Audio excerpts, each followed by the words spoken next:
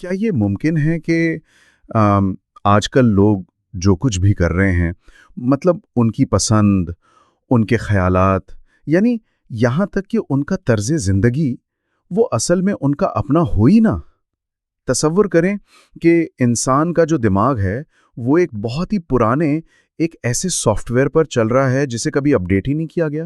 ہاں، اور یہ واقعی ایک بہت گہرا اور کسی حد تک ڈرا دینے والا خیال ہے۔ ہم اپنی روزمرہ کی زندگی میں نا بس یہ فرض کر لیتے ہیں کہ ہم اپنے فیصلے خود کر رہے ہیں۔ بالکل، ہم سوچتے ہیں ہم آزاد ہیں۔ اور صحیح بات ہے، لیکن حقیقت میں دیکھا جائے تو ہم میں سے زیادہ تر لوگ بس ایک پرانے یعنی ایک وائرل کوڈ کو بار بار دہرا رہے ہوتے ہیں۔ لوگ جاگتے ہوئے بھی ایک ایسی گہری نیند میں ہیں جسے یعنی کھلی آنکھوں سے نیند میں چلنا کہہ سکتے ہیں۔ اور دیکھیں، آج کے اس گہرے تجزیے کا مقصد بھی اسی معمے کو حل کرنا ہے۔ آج ہم سورہ یاسین کی 6 آیت کے کوڈز کو ڈیکوڈ کریں گے۔ ہم اس آئیڈینٹی مینیفیسٹو یعنی شناخت کے مینیفیسٹو کو سمجھیں گے تاکہ یہ جو ایک وائرل ہوتی ہوئی نیند ہے نا، جسے غفلت کہا گیا ہے، اس سے بچا جا سکے۔ بالکل، کیونکہ جب تک ہم سورس کوڈ کو نہیں سمجھیں گے ہم اس نیند کی جڑوں تک نہیں پہنچ سکتے۔ صحیح کہا۔ تو سب سے پہلے مجھے ان ذرائع میں جو چیز سب سے زیادہ چونکا دینے والی لگی وہ زبان کی ریاضی تھی، یعنی لنگوسٹک میتھمیٹکس، خاص طور پر 2 الفاظ، ایک ہے لتنذرا اور دوسرا ما انذرا۔ اب مجھے بتائیں، کیا ہم محض گرامر کے کچھ اصولوں کو تھوڑی زیادہ اہمیت تو نہیں دے رہے؟ دیکھیں، یہ سوال اہم ہے۔ بظاہر یہ صرف 2 عربی الفاظ لگتے ہیں، لیکن جب آپ اس زبان کی ریاضی کی گہرائی میں جاتے ہیں نا، تو یہ پورے انسانی رویے کا نقشہ کھول کر رکھ دیتی ہے۔ اچھا، نقشہ کیسے؟ جیسے لتنذرا میں شروع کا جو حرف ہے لے، عربی گرامر میں یہ مقصد کو ظاہر کرتا ہے۔ اچھا، مقصد یعنی کسی چیز کا ریزن۔ بالکل، اور اس گہرے تجزیے کے مطابق یہ انسانی وجود اور وحی کے بنیادی مقصد کو ڈیفائن کر رہا ہے۔ اگر ہم آج کی ٹیکنالوجی کی زبان میں بات کریں تو یہ لے ایک پش نوٹیفیکیشن ہے۔ ایک پش نوٹیفیکیشن یعنی سسٹم کو الرٹ بھیجنا۔ ہاں، کائنات کا تخلیق کار اصل میں اس لے کے ذریعے اس سوئے ہوئے سسٹم میں خطرے کی گھنٹی بجا رہا ہے۔ یہ ایک ایکٹیویشن کوڈ ہے۔ اچھا، ٹھیک ہے، لی والا ایکٹیویشن کوڈ تو سمجھ آ گیا، لیکن ایک سیکنڈ، جب ہم اس دوسرے لفظ ما انذرا کی بات کرتے ہیں تو وہاں ما آتا ہے۔ اب ما تو مطلب جہاں تک میں جانتا ہوں عربی میں صرف انکار کے لیے ہوتا ہے نا، یعنی نہیں۔ ہاں، ما واقعی انکار کا حرف ہے، اس میں کوئی شک نہیں۔ تو پھر ہمارے ذرائع سے ایک ڈیٹا بلیک ہول کیوں کہہ رہے ہیں؟ مطلب ایک سادہ سے حرف کو ہم تھوڑا سائنس فکشن کا رنگ نہیں دے رہے، یہ بلیک ہول والی بات کہاں سے آ گئی؟ دیکھیں، بات یہ ہے کہ جب یہ انکار کسی پوری قوم یا نسل کی تاریخ کے ساتھ جڑتا ہے تو اس کا مطلب بہت وسیع ہو جاتا ہے۔ ماں کا یہاں مطلب یہ ہے کہ ماضی کے ایک بہت لمبے عرصے میں وہ عمل سرے سے ہوا ہی نہیں، یعنی انہیں کوئی نیا نوٹیفیکیشن ملا ہی نہیں۔ بالکل، جب نسل در نسل، جسے آیت میں آباؤہم کہا گیا ہے، کوئی نیا ڈاٹا یا بیداری کا پیغام نہ آئے تو وہ دور ایک معلوماتی خلا یعنی بلیک ہول بن جاتا ہے۔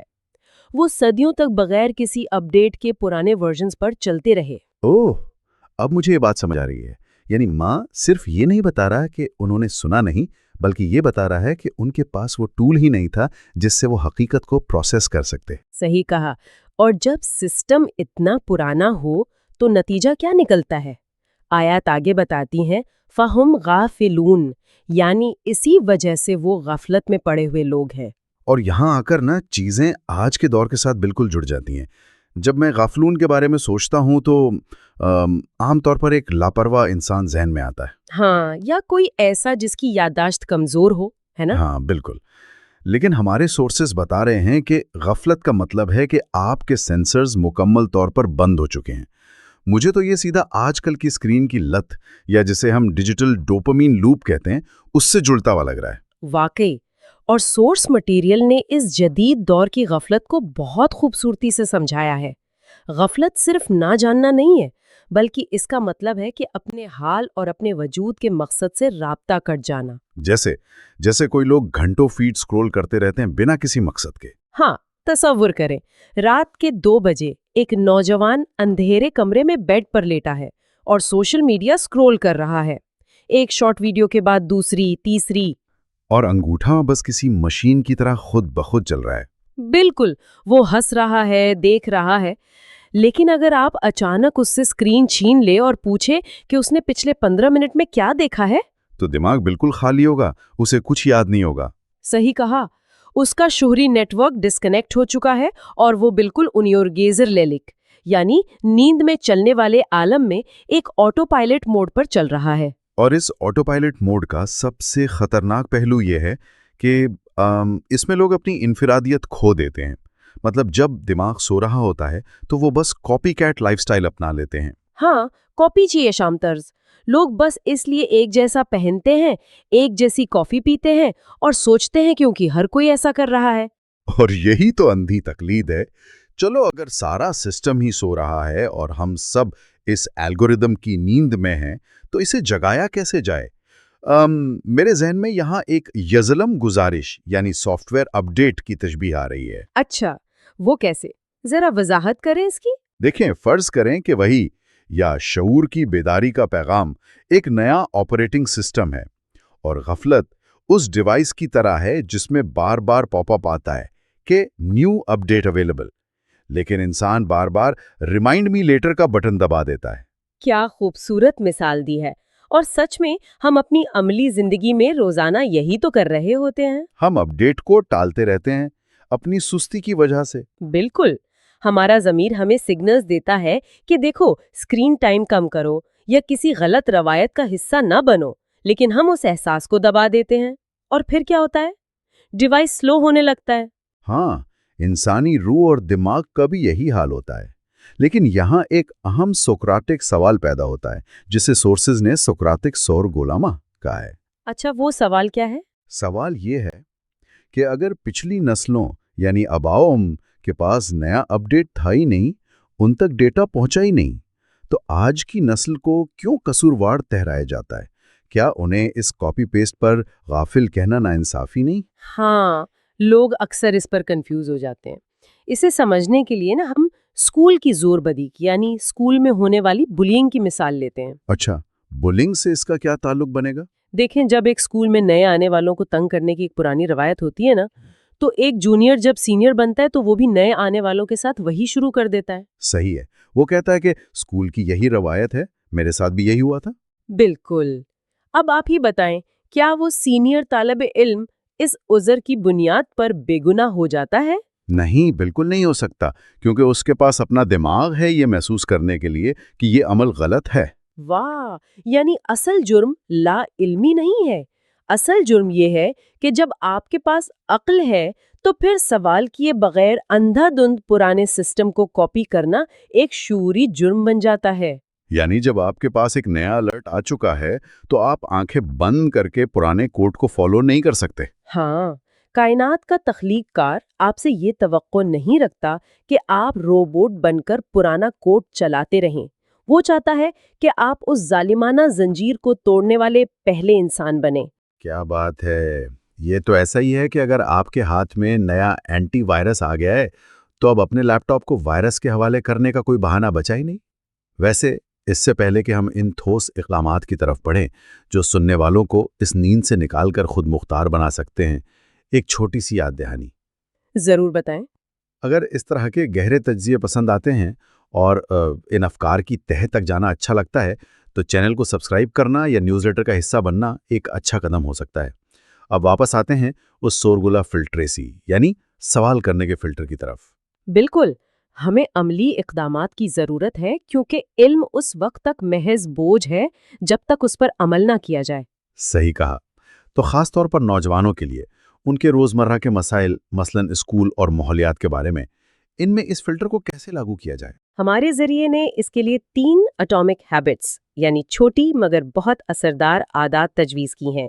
पहला कदम है ट्रिगर को पहचानना।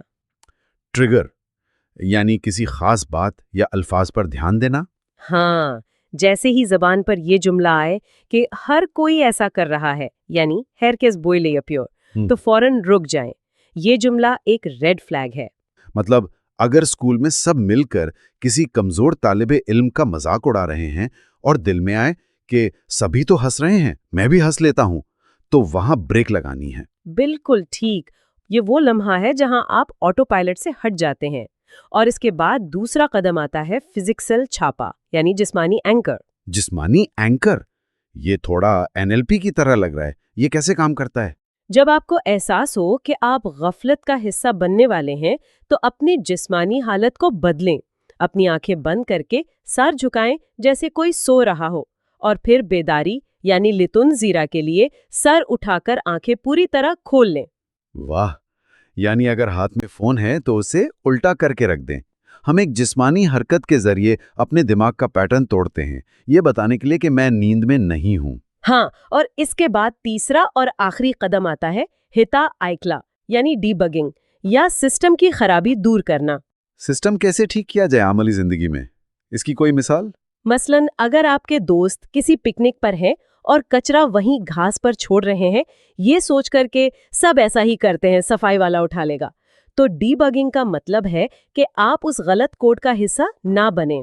مطلب ہم آگے بڑھ کر خود کچرا اٹھائیں اور ڈسٹ بن میں ڈالیں؟